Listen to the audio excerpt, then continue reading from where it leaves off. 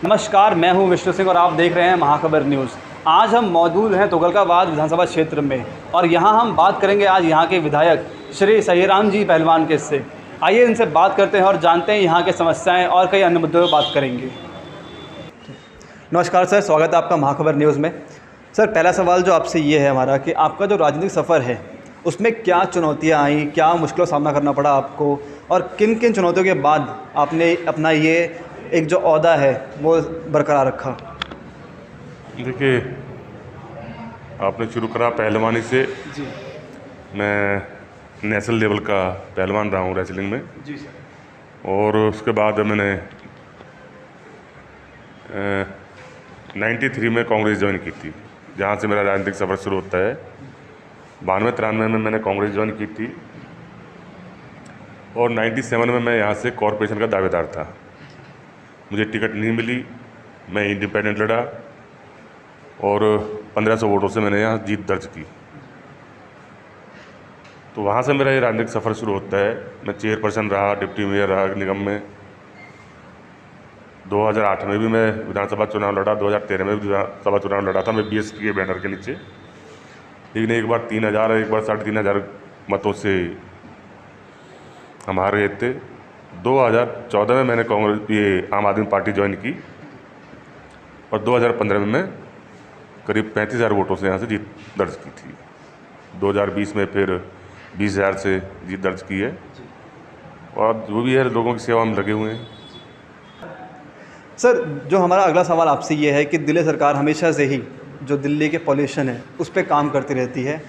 एक अफवाह हमेशा उड़ती रहती है कि दिल्ली जो है वो चिमनी है, दिल्ली में इतना धुआं भरा है कि सांस लेना मुश्किल है। लेकिन जब केजरीवाल जी सरकार बनाया, उन्होंने एक अच्छा कॉन्सेप्ट उठाया, ऑड इवन का फार्मूला। उन्होंने कहा कि ऑड दिन ऑड नंबर गाड़ी चलेंगी और इवन के दिन इवन नंबर गाड़ी चलेंगी। लेकिन उसके बाद भी जो पॉल्यूशन का लेवल है वो कम नहीं हो रहा। हर साल हम देखते हैं कि जैसे ही सर्दियाँ आती हैं उसमें स्फॉग आता है, एक बार बढ़ता जाता है। लोगों को कोविड के बाद तो लोगों ने मास्क पहनना शुरू किया ही, लेकिन उससे पहले भी हम देख रहे थे कि जब गर्मी आती है और हरियाणा में पराली जलती है तो फॉग की दिक्कत और जो AQI है एयर इंडेक्स वो बढ़ जाता है। इस पे आप क्या कहना चाहेंगे? देखिए, मैं समझता हूँ जिस तरह से 2015 के बाद दिल्ली सरकार ने और माननीय मुख्यमंत्री अरविंद केजरीवाल जी ने इस पे काम किया, रिसर्च किए हैं, काम किया, आगे जो प्रोग्रेस हुई है, अगर इसमें कुछ सरकारें पहले ही काम कर जाती हैं तो आज ये समस्या नहीं होती। देखिए, दिल्ली में एक घोल बनाया गया है जिसको दिल्ली के मुख्यमंत्री ने हरियाणा के मुख्यमंत्री से और पंजाब के मुख्यमंत्री में तो मान जी आ गए हैं, वो लागू करेंगे। एक घोल बनाया गया है पूसा द्वारा कि उस घोल को डालने से ऑटोमेटिक उस जो पराली जलती है उसका अपना आप जलाने की जरूरत नहीं, खाद बन जाता है, जो दिल्ली में पिछले साल उस पर काम किया भी है। दूसरा, ऑड इवन, एक बहुत बड़ा काम हुआ है। ऑड इवन में लोगों ने उसमें सहयोग भी किया है और उससे पॉल्यूशन में फ़र्क भी पड़ा है। पेड़ भी लगाए गए हैं। उस टाइम पे दिल्ली में डीजल के जनरेटर, उन पर भी पाबंदी लगाई गई है और उसके साथ साथ ऑड इवन में बहुत से नौजवानों को रोज़गार भी मिला है, क्योंकि ऑड इवन कराने के लिए सिविल डिफेंस के लोगों की ज़रूरत पड़ी, तो लोग नए युवाओं को रोज़गार भी मिला, पॉल्यूशन भी कम हुआ। और मैं तो कहता हूँ कि दिल्ली की जनता ने उसमें सहयोग किया है। और अभी एक प्रोजेक्ट चल रहा है कि जो गाड़ियाँ, बड़े ट्रक, बसें आती हैं दिल्ली में एंट्री करती हैं, उनको नोएडा की तरफ से बाहर निकाल दिया जाए। जैसे वो प्रोजेक्ट पूरा होगा तो मैं समझता हूँ बहुत ज़्यादा फ़र्क पड़ जाएगा पॉल्यूशन पे। सर, जैसा आपने बताया कि केजरीवाल जी ने, हमारे मुख्यमंत्री जी ने इतना काम किया है, सरकार और भी नए चीज़ों पे काम कर रही है पॉल्यूशन कम करने के लिए। लेकिन सर, एक सवाल मैं आपसे और इसी में जोड़ना चाहूँगा कि हर साल जब वर्ल्ड की मोस्ट पॉपुलेटेड सिटी का जो सर्वे का रिपोर्ट निकलता है उसमें पिछले 5-6 साल से मैं ऑब्ज़र्व कर रहा हूँ कि दिल्ली का नाम हमेशा होता है। तो अगर सरकार इतना काम कर रही है तो ये नाम लिस्ट से बाहर क्यों नहीं आ रहा है? देखिए, आप कोई भी योजना ला रहे हैं या कोई भी कार्यक्रम आगे का बना रहे हैं, उसमें टाइम चाहिए ना आपको।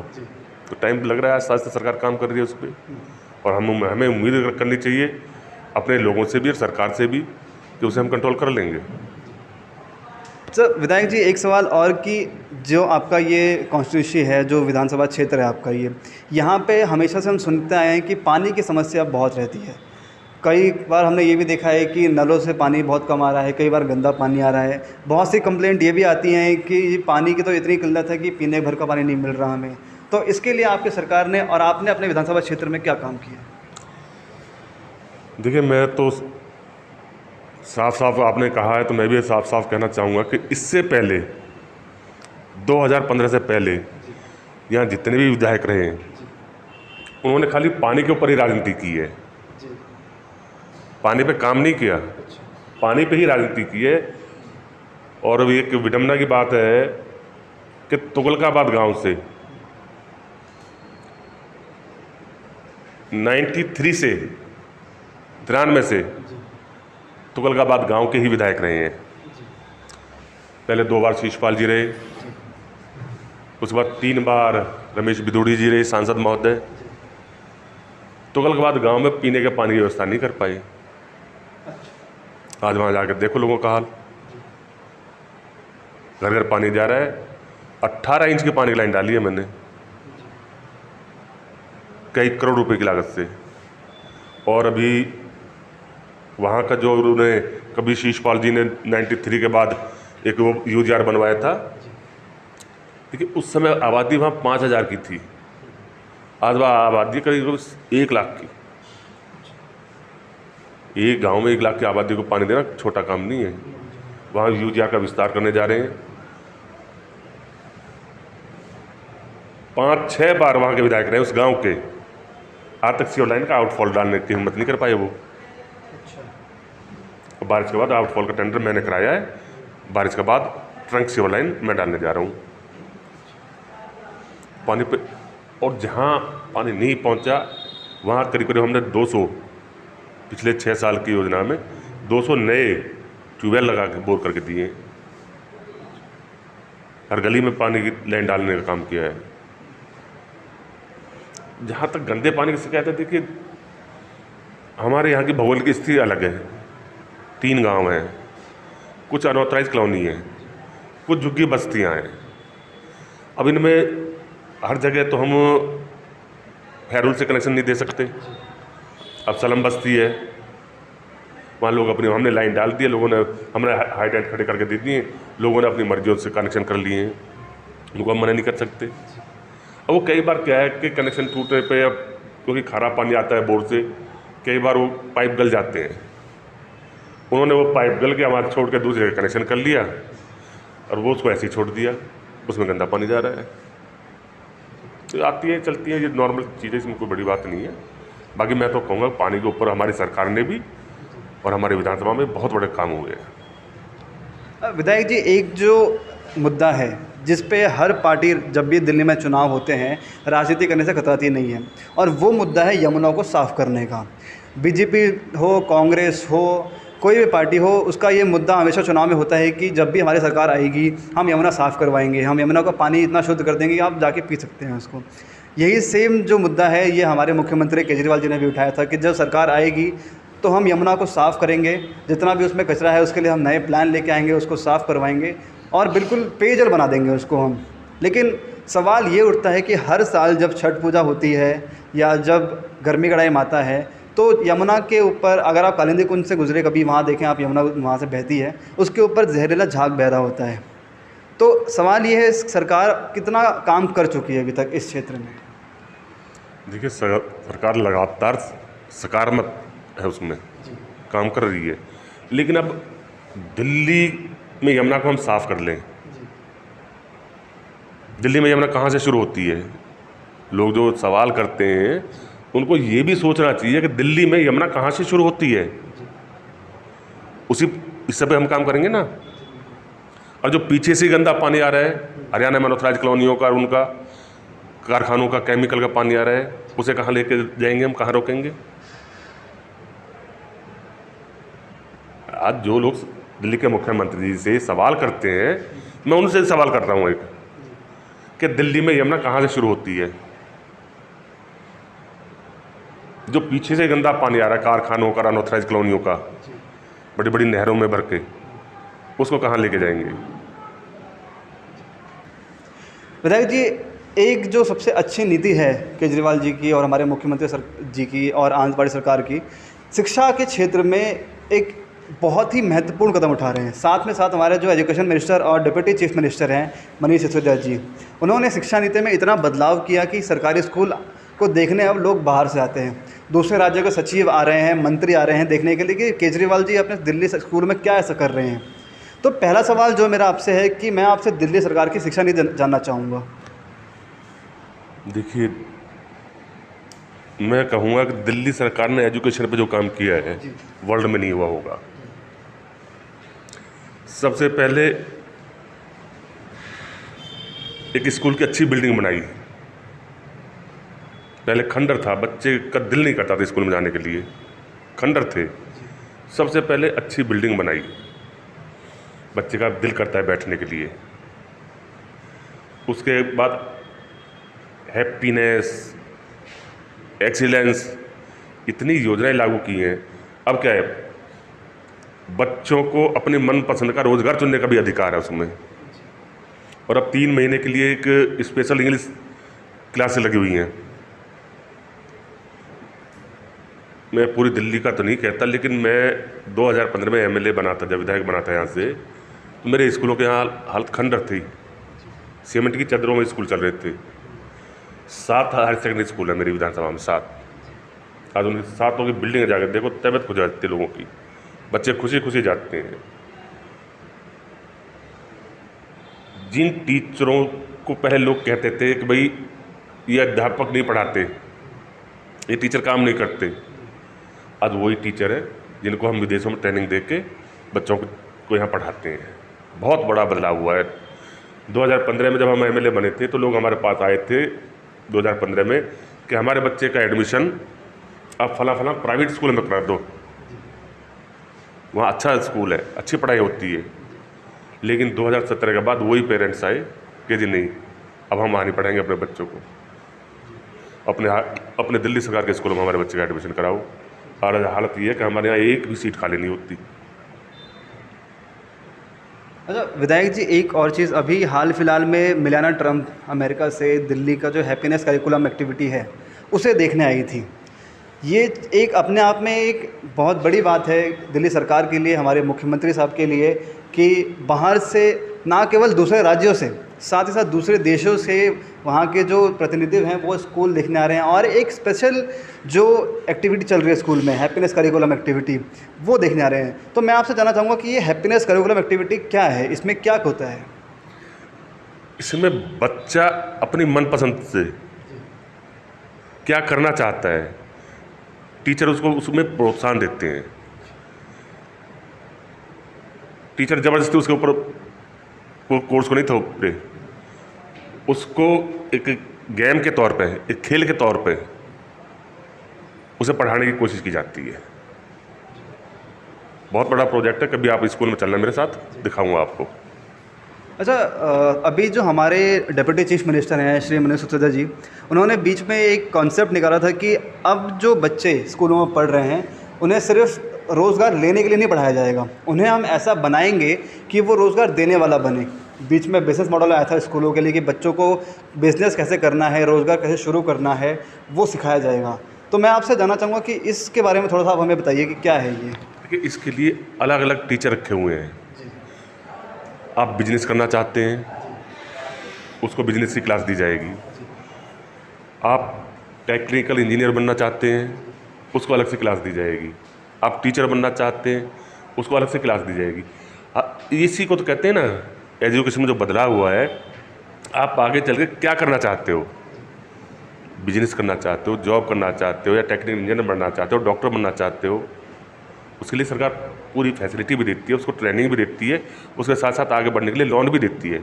एक अम्बेडकर नीति है, उसके तहत लोन भी देती है। विधायक जी, बीच में अभी कुछ साल पहले आपकी लोकप्रियता के ऊपर एक सवाल उठा था और एक युवक ने आप पे आरोप लगाया था, योगेश भिदोड़ी नाम के युवक ने, कि आपने उनके साथ मारपीट की है। ये केस काफ़ी ज़्यादा मीडिया ने भी उठाया और भी चीज़ हुई। तो हम आपसे जानना चाहते हैं कि आपकी लोकप्रियता पे ही सवाल क्यों उठा? ये जो योगेश भिदोड़ी हैं, इन्होंने ऐसा आरोप क्यों लगाया आप पे? देखिए, ये आरोप तो मेरे ऊपर पहले भी लगते रहे हैं, लेकिन किसी में मुझे सज़ा तो नहीं हुई। नहीं। अब उसने कहा तलवार से मारा है। अगर तलवार मारी जाती है तो आदमी की बॉडी तो कटेगी, कहीं ना कहीं से कटेगी। उसका तो एक बनियान भी नहीं कटा। टोटल फर्जी है, राजनीतिक षड्यंत्र है, MP महोदय की देन है ये सब। तो कोई बात नहीं, ये तो राजनीति में चलते रहते हैं। तो विधायक जी, एक और सवाल मैं आपसे पूछना चाहूँगा कि जो हेल्थ सेक्टर है, जब से मुख्यमंत्री जी ने सत्ता संभाली है 2015 से लेके आज तक की डेट में है, हेल्थ सेक्टर में बहुत सारे काम हुए हैं। तो इसके बावजूद भी जो अन्य पार्टी के नेता हैं वो ये आरोप लगाते हैं कि अगर इतनी अच्छी स्वास्थ्य व्यवस्था है दिल्ली सरकार की, तो उनके विधायक और उनके जो मुख्यमंत्री हैं और भी जो अन्य मंत्री लोग गण हैं वो अपना इलाज प्राइवेट अस्पतालों में क्यों करवा रहे हैं, वो अपने जो उनके सरकारी अस्पताल हैं वहाँ के नहीं करवाते। ये आरोप लगाया है विपक्षी पार्टी के नेता ने आपकी सरकार पर।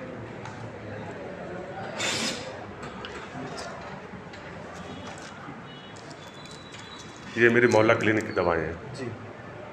कभी जाके आप ले सकते हो। मैं कोई दिक्कत होती है तो अपना मोहल्ला क्लिनिक से दवा लेता हूँ, किसी प्राइवेट डॉक्टर के पास नहीं जाता। ये एक एग्जाम्पल आपके सामने देख लो, दिल्ली सरकार की दवा है। देखिए, मैंने कहा ना, हेल्थ में और एजुकेशन में जो सरकार ने काम किए हैं, हेल्थ में कोई आदमी सोच सकता है फरिश्ता योजना के तहत कितने लाख लोगों की जान बची है दिल्ली में? आपको पता है फरिश्ता योजना दिल्ली सरकार की?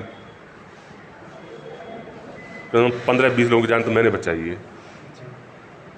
उसके तहत ट्रीटमेंट करा के किसी का 15 लाख का बिल, किसी का 18 लाख का बिल, जो फ्री इलाज हुआ है। मेरी विधानसभा में 5 मोहल्ला क्लिनिक आज के टाइम में चल रही हैं। सब में जाके देखो, लाइन से लोग दवा ले रहे हैं, फ्री में इलाज करा रहे हैं।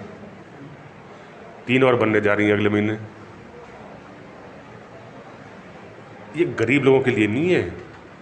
अभी आप जाना, मेरे यहाँ लालबाग की लाल बत्ती पे है मोहल्ला क्लिनिक, वहाँ लोग गाड़ियों में दवा लेने आ रहे हैं मोहल्ला क्लिनिक पे।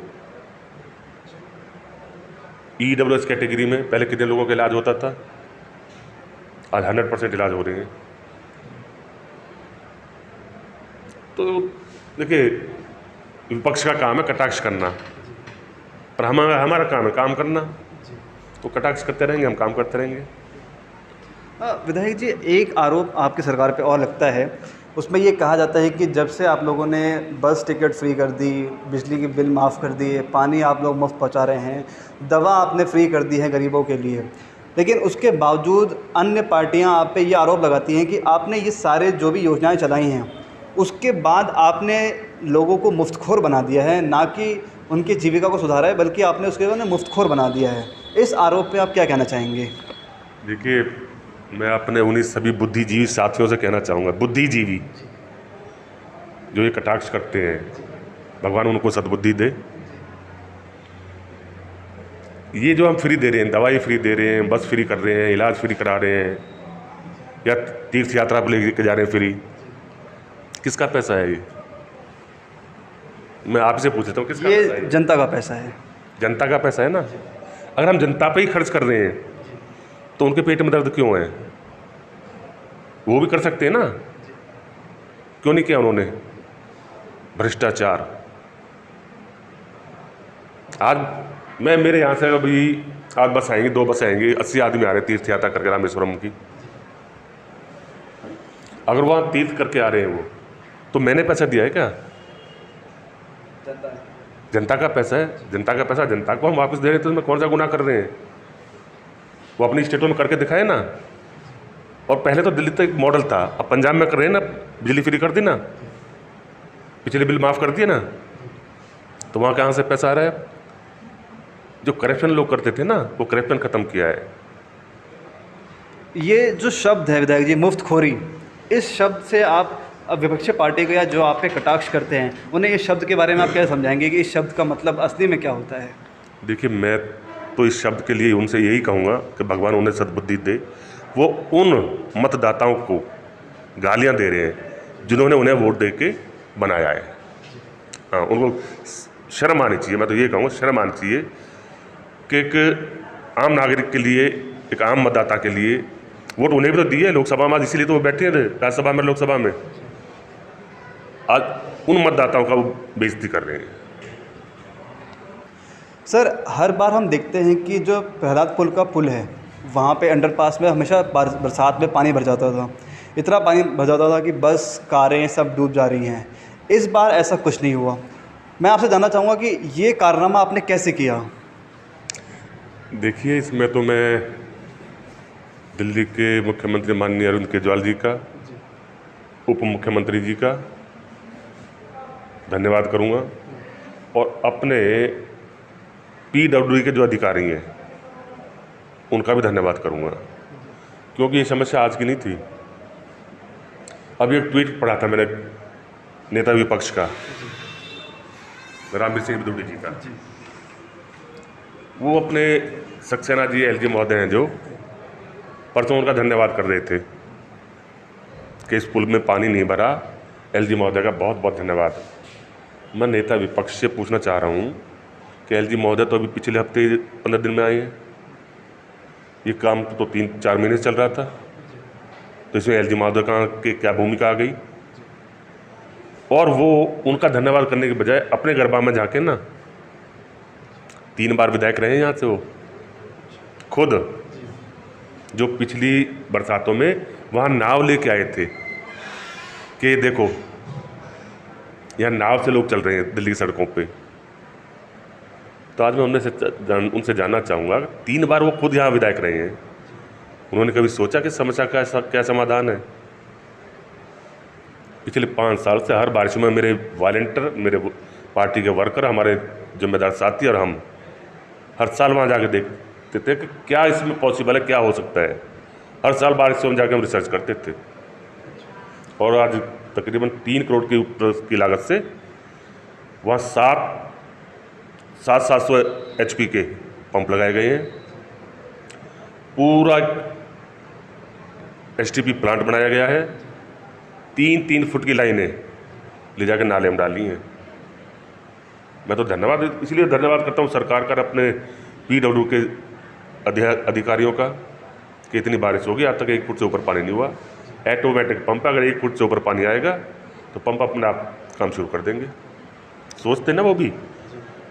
3 बार रमेश बिदुड़ी भी सांसद महोदय जो बड़े भाषण देते हैं इस पुल के लिए, इतना पानी भर रहा है, सरकार क्या करे, इतना पानी भर रहा है। कहाँ से 3 बार विधायक रहे हैं वो भी तो यहीं से विधायक रहे हैं 3 बार। इससे पहले शिषपाल जी भी रहे हैं। कभी किसी ने सोचा भी है कि इसमें काम किया जाना चाहिए?